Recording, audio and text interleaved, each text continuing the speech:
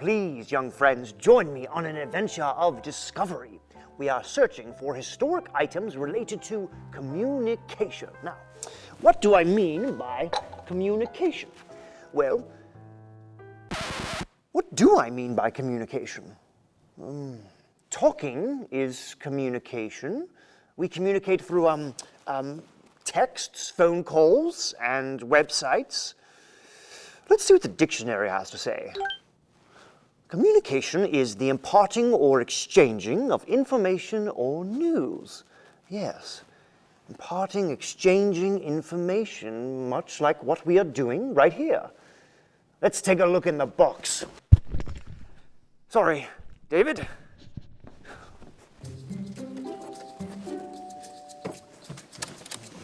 Wonderful. This is an early pencil case of sorts, complete with quill, pen, and ink bottle. One pizza, please.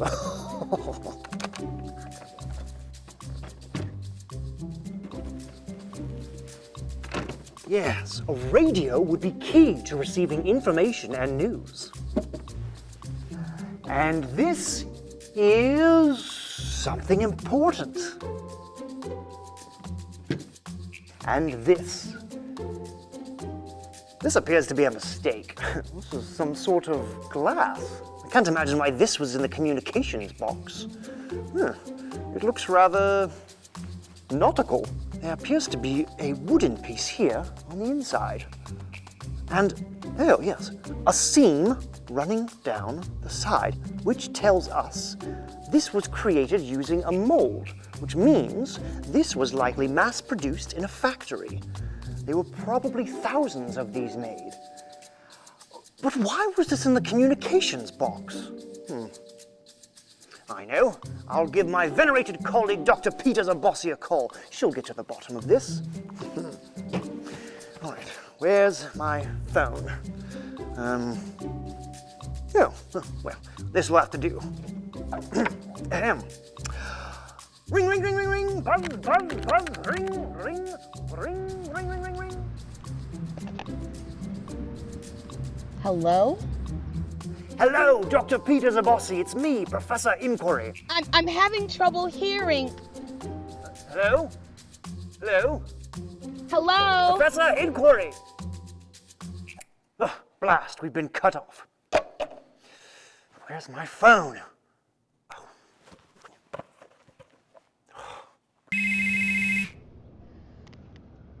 Hello?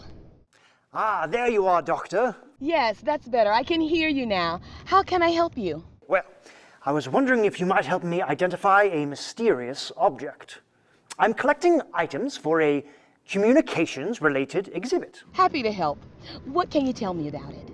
Well, it appears to be heavy, made of glass, and it's sort of shaped like a doorknob with a wide base. I might have an idea of what you're talking about. What does the base of it look like? Oh, well, at first I thought it might be a drinking glass, but it appears to have a piece of wood in it that I can see screws into the glass itself, as I can see grooves. Aha! Very important details, Professor. I believe your mystery object is indeed related to the history of communications. From what you've described, it sounds like an electrical insulator, usually made of porcelain or a material that does not conduct electricity. Insulators connect power lines to poles or cross arms so that the electricity can flow through the wire but not down the pole to the ground. Next time you're outside, check out the top of an electrical pole. There are many different styles of insulators with specific functions and features. It's really very amazing. Your insulator was screwed onto a wooden stake which held it into place on the wooden pole. Doctor, you said electric insulators are made of porcelain. Well, this one is made of glass? Well, glass is a material that doesn't conduct electricity. Look again at the insulator. What else can you tell me about it? Oh, well, I do see words written on it. It says W. Brookfield, New York. And on the other side, too, Pat November 13th, 1883 and February 12th, 1884. Excellent observation, Professor. With these dates, we can infer that this insulator was used for sending telegrams. Before telephones and electrical lighting extended across this country, glass insulators connected the electrical lines for the telegraph. The what? The telegraph. Have you ever heard of Morse code or SOS? Yes, I've heard the International Distress Signal SOS. 3 dots for S, 3 dashes for O, 3 dots for S. Yes, Professor. Morse code is a telecommunications method that used specific dots and dashes to represent the alphabet.